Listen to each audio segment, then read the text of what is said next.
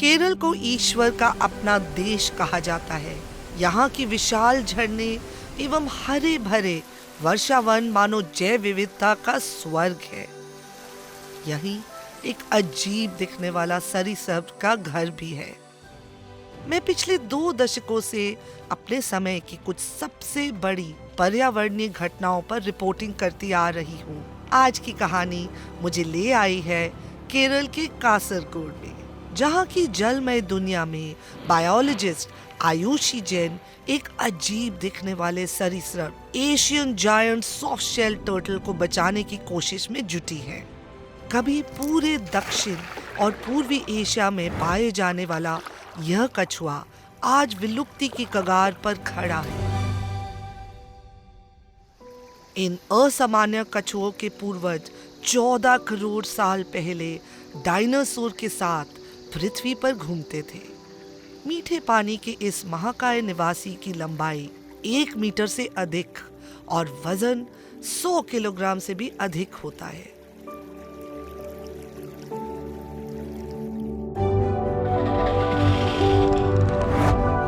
इस दुर्लभ और शर्मीली प्रजाति को बचाना ही आयुषी ने अपने जीवन का मिशन बना लिया है। दक्षिण भारत में कुछ खास विशेषताएं हैं जो बहुत ही अनोखी हैं, लेकिन उनकी ओर कोई ध्यान नहीं दे रहा, क्योंकि उत्तर भारत की गंगा और ब्रह्मपुत्र नदियों में पाई जाने वाली प्रजातियों की संख्या और विविधता को दक्षिण भारत की तुलना में अधिक माना जाता है। मुझे ये सोच बदलनी थी। मुझे दक्षिण भारत में पाई जाने वाली प्रजातियों से दुनिया को अवगत कराना था। हमारे यहाँ भले टर्टल और टॉर्टोइस की 6 या 7 ही प्रजातियां हों, लेकिन उन पर काम करने वाला कोई तो होना चाहिए। कैंटोस जायंट सॉफ्ट शेल कछुए के बारे में जब मुझे पहली बार पता चला, तब मैंने सबसे पहले उस पर लिटरेचर खोजना शुरू किया। लेकिन इस प्रजाति पर हमारे पास कुछ भी उपलब्ध नहीं है।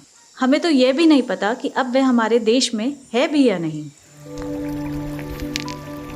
आयुषी ने अपने काम की शुरुआत उन लोगों के साथ की जिन्हें इन कछुओं का दुश्मन माना जाता है, उन मछुआरों के साथ जिनके जाल में ये अक्सर गलती से फंस जाते हैं।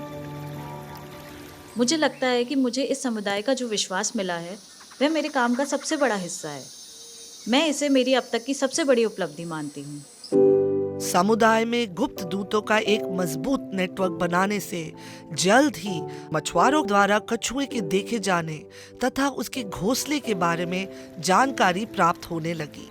उसके बाद आयुषी ने मछुआरों को जाल में फंसे कछुओं को मारने के बजाय छोड़ने का प्रशिक्षण दिया।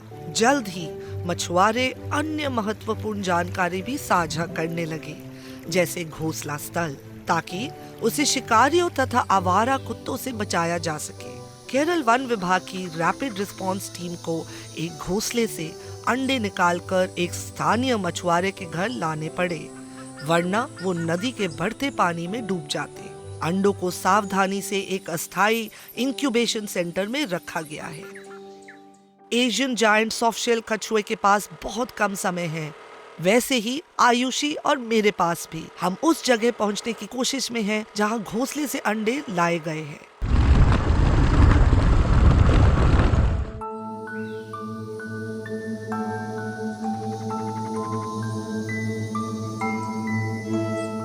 और ऐसा लगता है कि इस पल के साक्षी बनने के लिए हम बिल्कुल सही समय पर पहुंच गए हैं।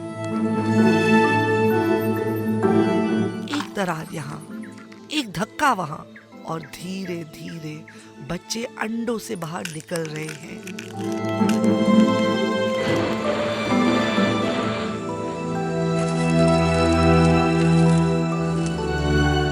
कुछ नन्हे कदम, और अब फिर रेत में वापस जाने का समय।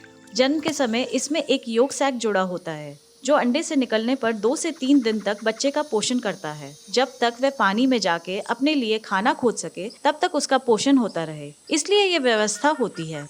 इस नेटवर्क की एक बड़ी उपलब्धि ये है कि इन कछुओं के घोंसले और बच्चों के अंडे से निकलने का डॉक्यूमेंटेशन हो पाया है। ये दुनिया में सिर्फ दूसरी बार हुआ है। पहली बार कंबोडिया में और दूसरी बार यहाँ भारत में। तुमने अभी यहाँ 2 साल काम किया है, मतलब इन लोगों की खुशी तो मैं देख रही हूँ। यहाँ बदलाव आ रहा है क्या? हाँ, बदलाव आ रहा है, और ये लोग चाहते हैं कि कासरगोड पालापुवन के लिए जाना जाए। पालापुवन इस कछुए का स्थानीय नाम है।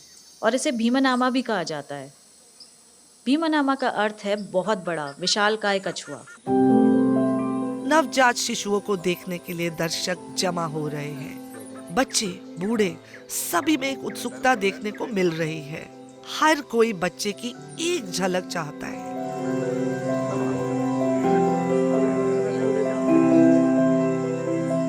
आयुषी के लिए ये समय अत्यंत कीमती है। उसके लिए डेटा जमा करना बहुत जरूरी है। मैं इसके पीछे का विज्ञान समझना चाहती हूँ। इन जीवों को नदी में छोड़ने से पहले हम उन्हें नाप क्यों रहे हैं? क्योंकि हमारे पास कोई डेटा नहीं है और हम डेटा जमा करने की कोशिश कर रहे हैं। जब ये बच्चे पैदा होते हैं तब वे कितने बड़े होते हैं, क्योंकि जब हमारे पास पर्याप्त डेटा होगा तभी हम निश्चित रूप से कह पाएंगे कि बच्चे और किशोर कितने बड़े होते हैं। 16। यह 16 ग्राम का है। और अगर ये शांत रहा तो हम सिर से इसकी लंबाई भी नाप लेंगे।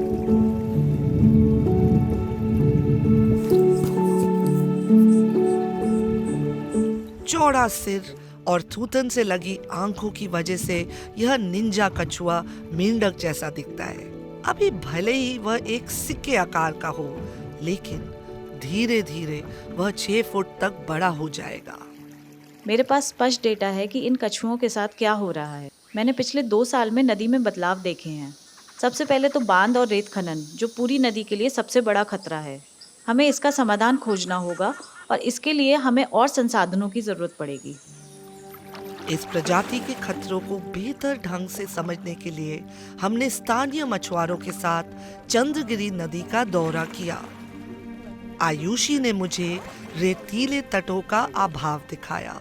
नदी पर बनाए गए छोटे छोटे बांधों ने किसानों के लिए कृषि क्षेत्र बढ़ाने में मदद की है, लेकिन इससे वो किनारे नष्ट हो गए हैं जहां कभी ये कछुए घोंसले बनाया करते थे। वापस इंक्यूबेशन सेंटर में आखिरकार सभी अंडों से बच्चे निकल चुके हैं। आज बच्चों की विदाई का दिन है। यह आयुषी और वन विभाग के लिए जिम्मेदारी भरा काम है। उनकी देखरेख में ही इन बच्चों को वापस नदी में छोड़ा जाएगा, वहीं जहां उनका अपना घर है। क्योंकि यह एक शेड्यूल वन प्रजाति है, इसमें वन विभाग का शामिल होना जरूरी है, जो पूरी प्रक्रिया की निगरानी करेंगे। यहाँ से इन बाल्टियों में से उन्हें नदी में छोड़ा जाएगा। तो चलो चलते हैं। वरिष्ठ अधिकारी आ चुके हैं और अब कछुओं को पानी में छोड़ने का समय आ गया है। उत्साह बढ़ता जा रहा है। गांव के शिक्षकों, अधिकारियों, बच्चों और मछुआरों की एक भीड़ अब हमारे साथ है। हर कोई इस प्रयोग में हिस्सा लेना चाहता है। जैसे ही हम नदी में उतरे, बाकी सब भी अपने प्यारे पालापूवन को विदाई देने हमारे साथ जुड़ गए। वन अधिकारियों ने संक्षेप में इस घटना का महत्व समझाया। अब्दुल्ला जी के लिए ये एक बड़ा दिन है, क्योंकि उन्होंने इन बच्चों को बचाया, अंडों का ध्यान रखा और आज वे उन्हें अपने आवास में वापस जाते देख रहे हैं। Okay.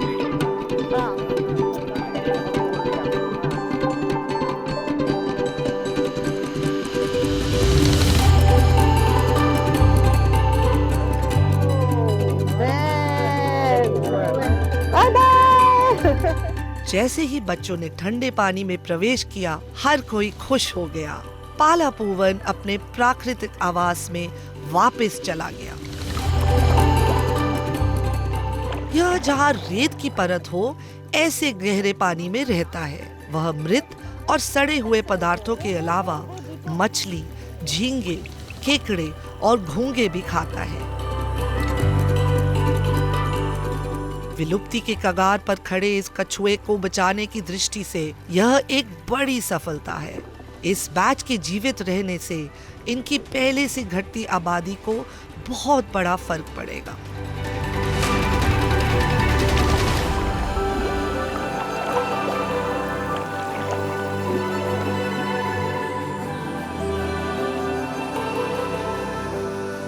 Asian giant soft shell कछुए अपने प्राकृतिक आवास में भले ही पहुंच गए हैं, लेकिन खतरे अभी खत्म नहीं हुए हैं।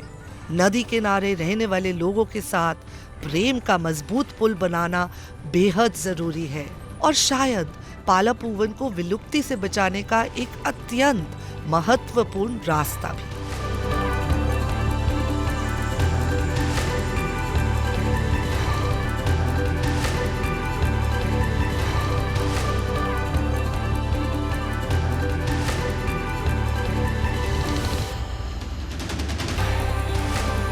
नहीं, अभी तक हमारा नसीब नहीं खुला। हाँ हाँ, मिल गया। सच? वो रही उस बड़े से पत्थर के पीछे। ओह, मैं उसे देख रही हूँ। तो वहाँ एक माँ और एक बच्चा है। यह अद्भुत है।